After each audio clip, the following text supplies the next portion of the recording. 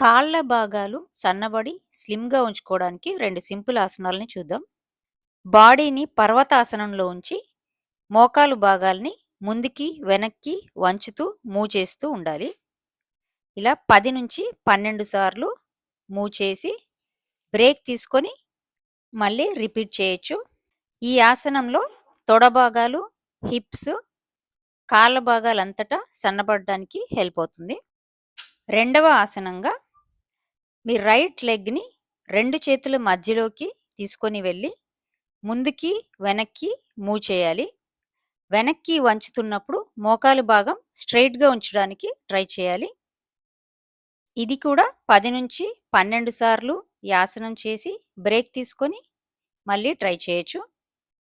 అలాగే రెండవ వైపు మీ లెఫ్ట్ లెగ్‌ని 2 చేతుల మధ్యలో ఉంచి ముందుకి, వెనక్కి మూవ్ చేస్తాం.